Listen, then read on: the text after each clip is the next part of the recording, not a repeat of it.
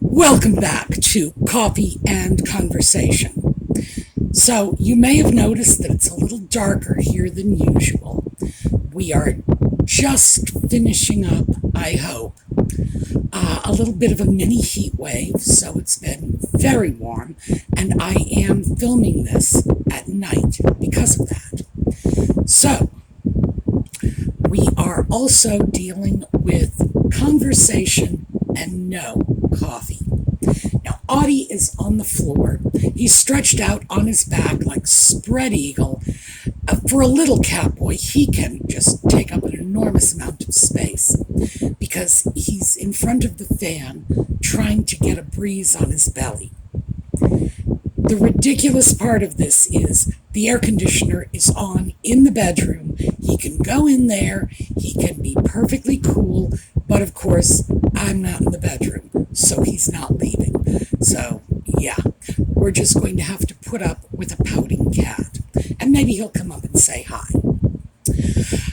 When we get back, we are going to talk about banking.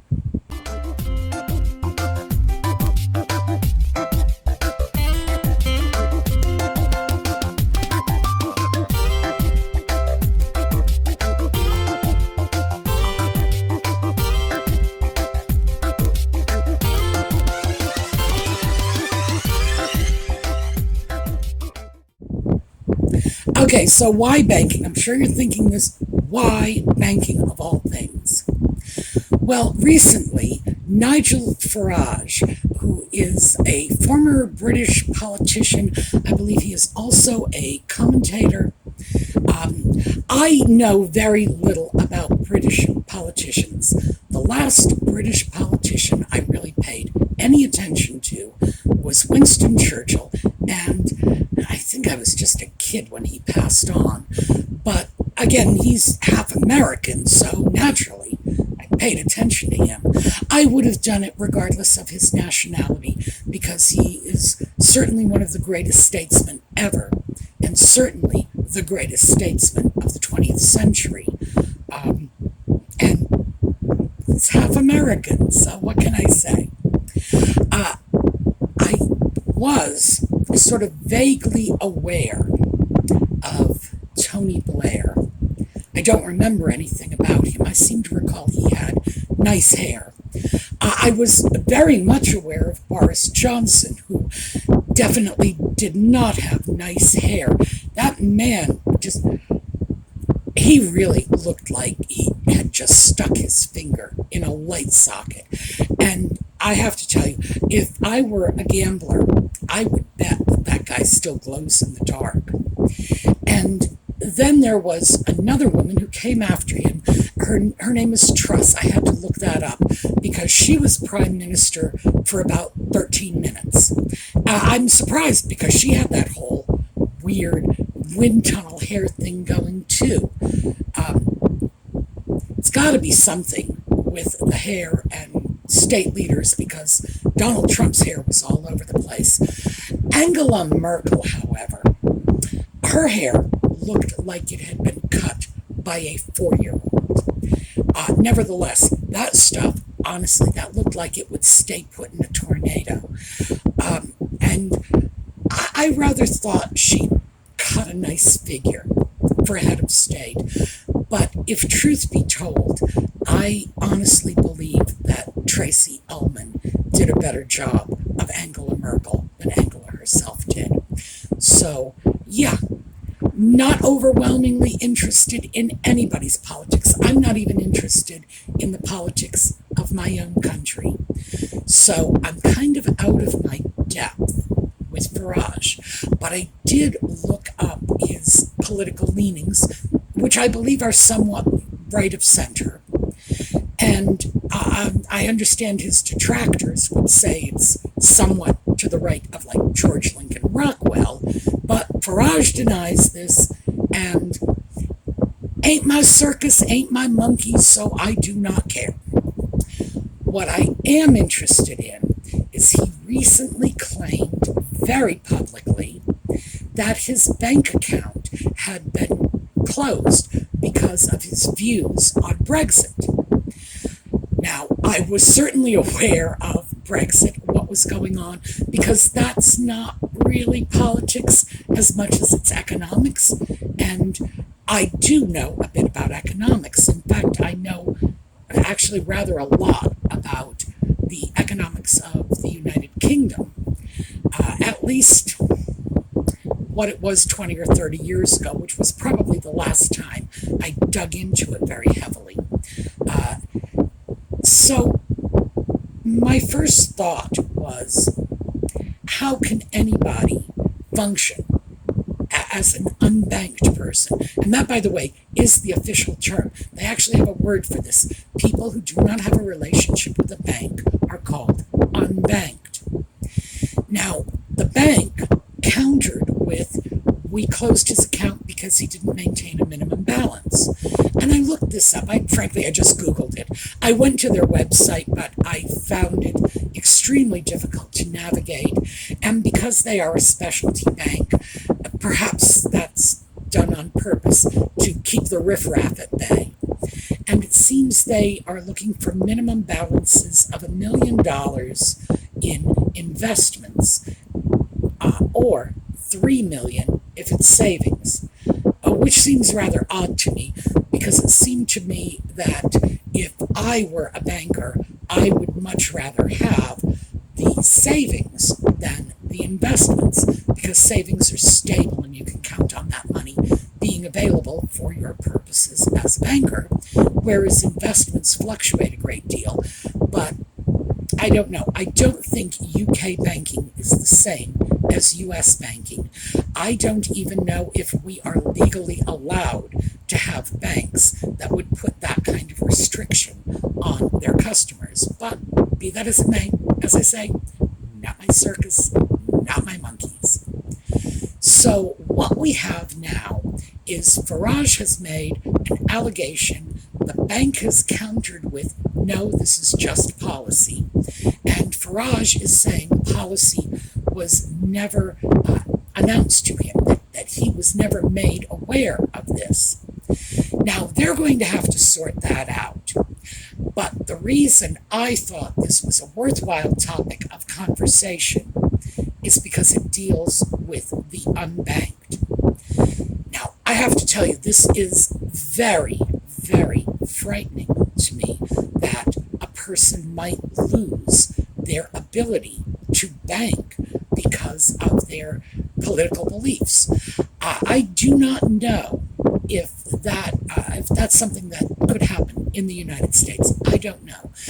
U.S. banking law is very, very strict, and it doesn't seem likely to me that this could happen, but I don't know for a fact.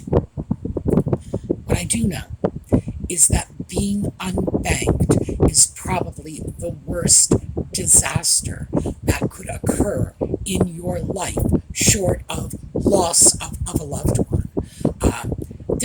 If you lose your house, you can get another house if you have a bank account.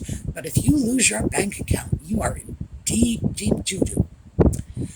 Now, as a social worker, I dealt with people all the time who did not have relationships with banks. Most of my clients had a checking account at one point or another in their past, but because these people were borderline destitute, they would do things like bounce checks.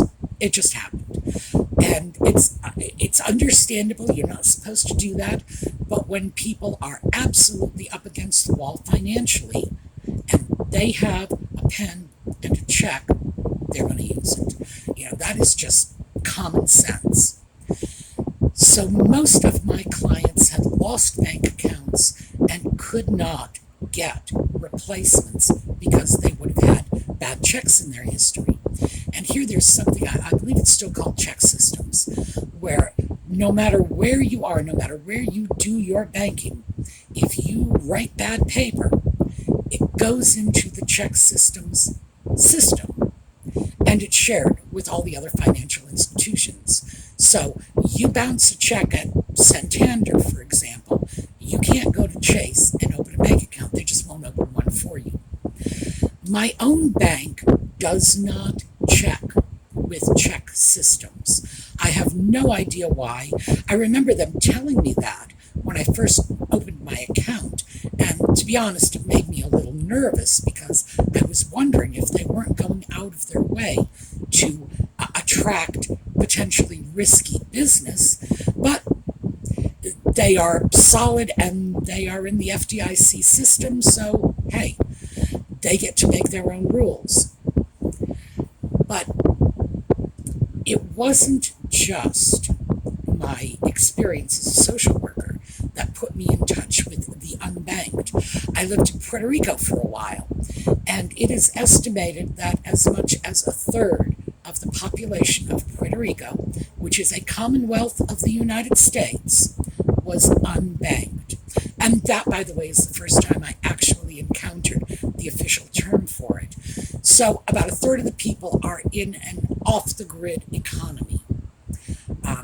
Now, what happened to my clients that was particularly negative as a result of this is they were women on welfare. I mean, I was a social worker. That was what was going on.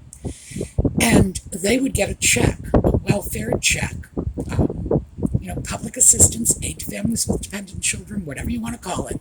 They would get a check at the beginning of the month, and they would need to cash it. And they would then need to go to either a friend or family member. That was the go-to for my white clients. And they were always able to find somebody to help them out. My minority clients, however, and that was, in my caseload, it was about 70% minority. Overall, the racial breakdown reflected the community. So more than 60%, if I had to put a number on it, I'd say it was about 65% of the public assistance recipients in the entire state were white. That particular, I probably shouldn't say this. Oh, lovely. Even this late at night, we've still got traffic like that. I probably shouldn't say this. I'm going to say this anyway. My white clients could be extremely difficult to deal with, and I would usually trade 2 for 1 to get them off my caseload. So, yeah, sure. Drug dealer, junkie, I'll take them. Just take the little white girl from Warwick and you deal with her. The fact is that they could always find their way around the restrictions of the system. It was my minority clients that would have to go to check cashing services, and they would charge a fee for this, thereby further impoverishing the already impoverished. Very, very flawed system. I understand now, and I've been retired for a while, but I understand now they give out debit cards and they simply throw the assistance payment onto the debit card, and the same thing is done with the food stamps. You no longer have to, get food stamps as if they were S&H green stamps. I know most of you have no idea what I'm talking about when I say that. But you would have to get a little booklet of stamps and cash them in. And the food stamps were very much like that. It was you peel a piece of paper out of a little booklet, and like Monopoly money, it would have a dollar value on it, and that's how you would buy your groceries. So that system has apparently been replaced with debit card systems. The good news is no check cashing fees. That is the really, really good news. The bad news is not everything can be paid for with a debit card. There are just plain some things that you have to use cash for. And, we all know what they are. How can you, well, actually, I was going to say, how can you throw a quarter into a parking meter? But I think they're taking debit cards too these days. But I'm sure there are still things that are more cash friendly. Nevertheless, they were unbanked. A third of the population of Puerto Rico, and this is going back 25 years, was unbanked. And apparently Nigel Farage is unbanked as well right now. But I too was unbanked once. Now, back in the mid-90s, in the savings and loan crisis, Rhode Island had an alternative insurance company. This was an alternative insurance for the FDIC, Federal Deposit Insurance Corporation. It's called RISDIC, Rhode Island State Deposit Insurance Corporation. And about a third of the banks in Rhode Island were insured through RISDIC. And when a new governor came into office, the first thing he did this New Year's Day, was close down the RISDIC, closed down that insurance company, which was state-run, and that effectively closed down all of the savings and loans and other banks in Rhode Island. The estimate was that a third of the state's population was affected. Now, I banked with a bank called Greater Providence Deposit and Trust. I really liked it. Most of the staff there were women. They were very nice. The bank office, the main office, was about a block from my office where I worked. So this was beautifully convenient. It also, I do have to throw this in because it was in fact part of my decision in choosing this bank. It was in an absolutely gorgeous old building. It was delightful to walk in there. So yeah, if I have my choice between banking in a beautiful old building that is nothing but wall-to-wall eye candy and going to something that looks like a concrete bunker built in 1975, yeah, I'm going to choose the pretty bank. I did not know they were insured by RISDIC. If I had, I would have banked with them anyway, because one gets accustomed to thinking that the state is solid, like the federal government, and if the state is insuring the banks are insured. The idea that a brand new governor could walk into office and close down the banks like that, and I don't recall how many banks were closed, because this was in the mid-90s. So, casting back 30 years, and at my age, sometimes it's difficult to remember yesterday. But as I say, a third of the population of the state was impacted by this. The hardest hit were the people who worked in the Davisville shipyards, and that's a major manufacturer and defense contractor. And they employed everybody from scientists and engineers to longshoremen and the people who swept up the offices at night. And the Davisville Credit Union was where they banked, because in those days, getting your paycheck automatically deposited into your bank was not universal. So Davisville and Quonset did it automatically to the Davisville Credit Union, which gave them an awful lot of business because Davisville had a lot of employees. One of my neighbors had retained his bank account from the old days when he worked there, and because it was a credit union, he kept his checking and savings there, but also his mortgage and his car loans were there. So when the banks closed, and we were all told that we still had to pay our bills, even if we owed money to the closed financial institution, his attitude was, yeah, you got my money, that means you got my mortgage payment, you got my car payment, and if you don't like it, come out here with guns. A lot of people were aggressive about it. People were furious. It was especially concerning because it was alleged that a number of people who were banking in these institutions had prior warning about the closure and were able to get their money out. I was not. I had no idea what was going on. So all my money was in the bank with the exception of whatever cash I had on hand. Now, I was remarkably lucky in some ways. My biggest stroke of luck was the state had held up my paycheck for the previous 3 months because there was some payroll confusion.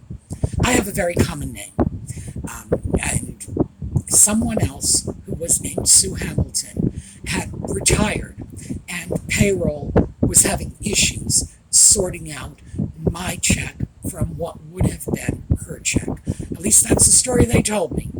I don't care, frankly, because the banks were closed on January 1st, and by mid-January, the 15th, the state issued my check for 3 months back pay.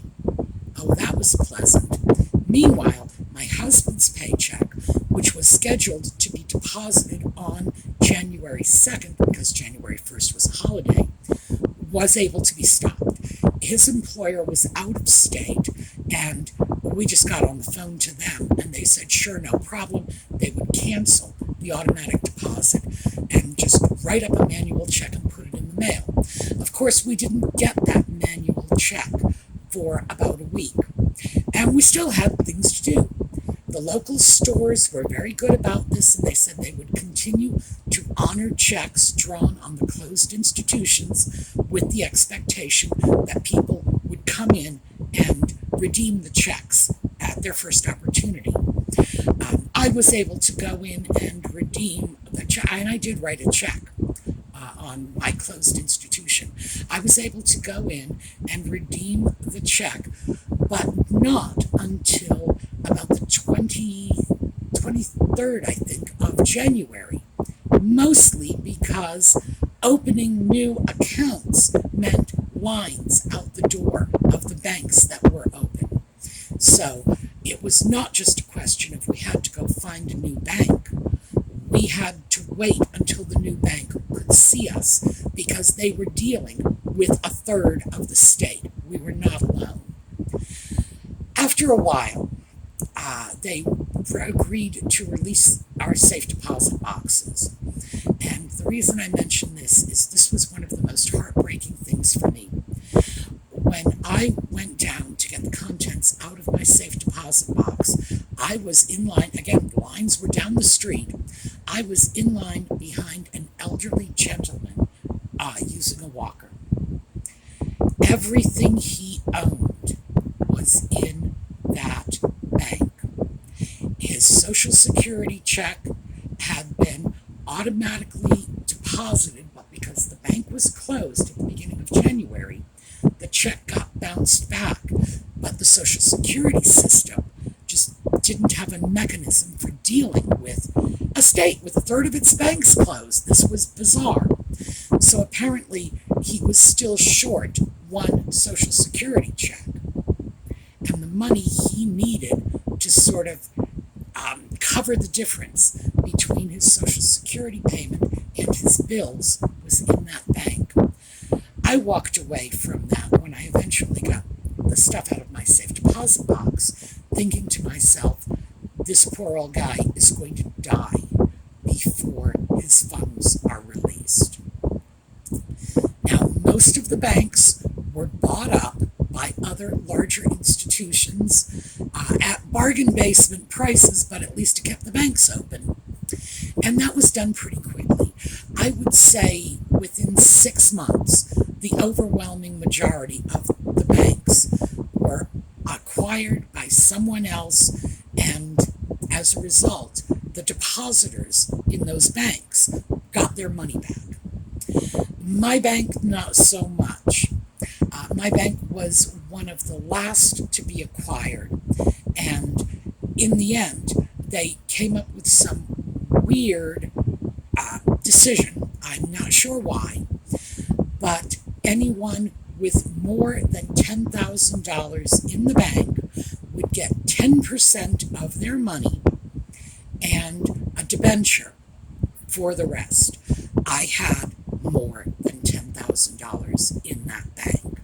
So I and other people who did the right thing and put our money in the bank and savings and la la la, instead of hiding it under the bed. We all got debentures. It was, I think it was probably almost 2 years before I was finally able to get the last of my money out of the bank. In the meantime, of course, when the banks closed, I owed taxes, which is why I had so much money in the bank at that time, because I needed to write the IRS a check. And the IRS was, they sent me threatening letters, and it was just, the correspondence from that was entertaining, to say the least, because they would send me a letter saying, you owe us money, and I would say to them, yes, and you can have the money. It's in the bank. I'm not refusing to pay. I am simply unable to pay because of circumstances beyond my control. They would say, that's not our problem. I would say, it's not my problem either. You are the IRS. You have the army. You have guns. Go get my money. You just help yourself. Just go get it. After the smoke cleared, I have something. This, by the way, is one of my most prized possessions. I have a handwritten letter of apology from the United States Internal Revenue Service. I may, in fact, be the only person alive who can make that claim.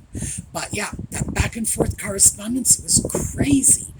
But eventually, obviously, they decided that this was like an act of God. It was a catastrophe beyond anyone's control, and they needed to count themselves lucky they were getting their money, so they didn't add fees or interest or whatever, which, of course, they like to do.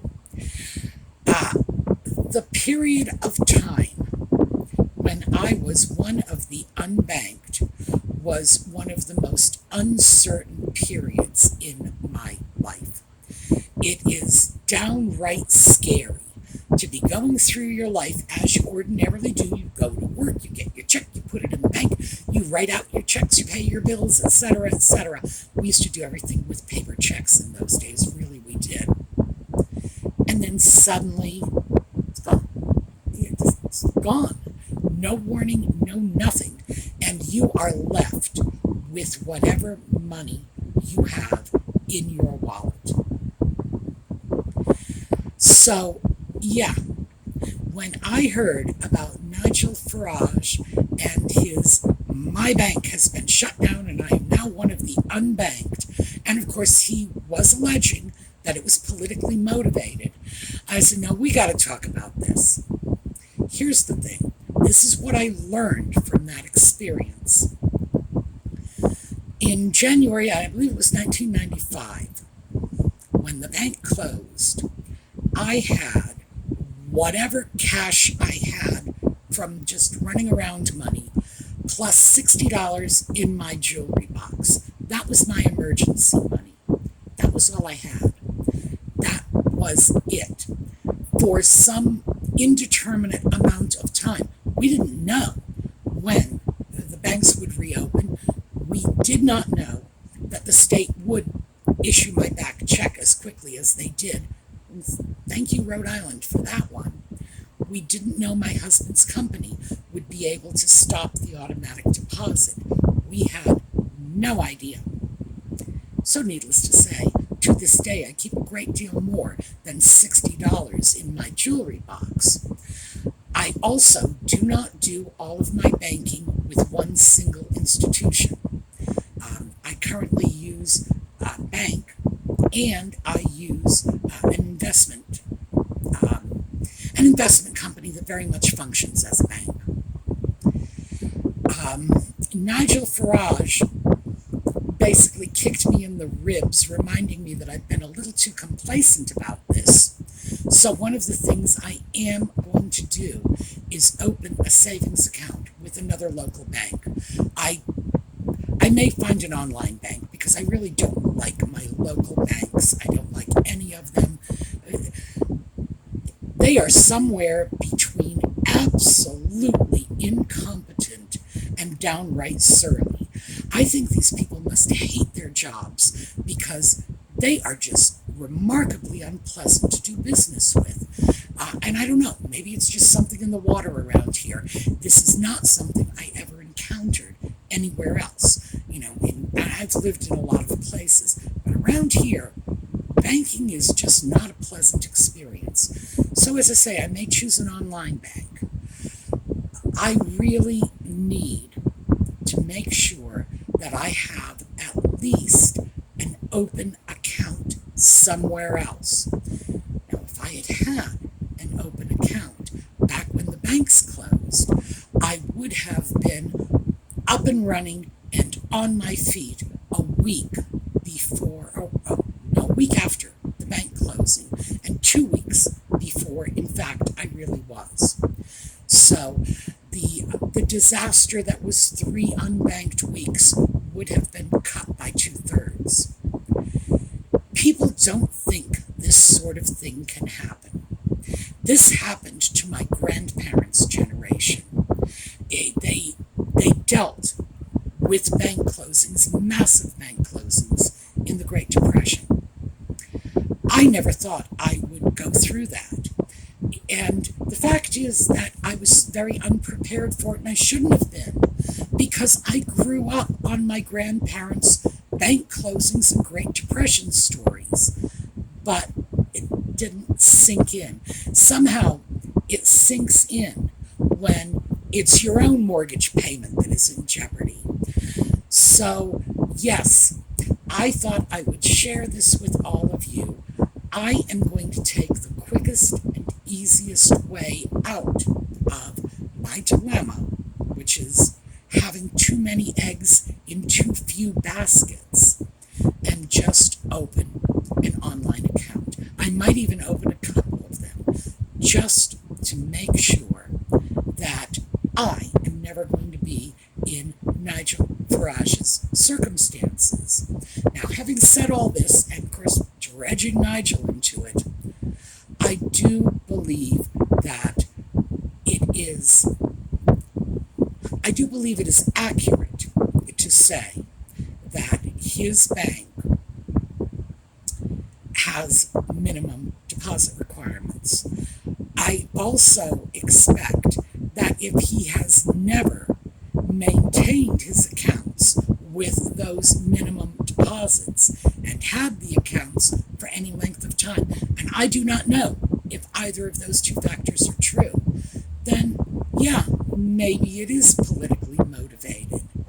Certainly, what I can say is it was enough of a kick in my paranoid ribcage for me to say, I need to do something about this now, while I'm able to do it, while it's quick and easy and relatively painless.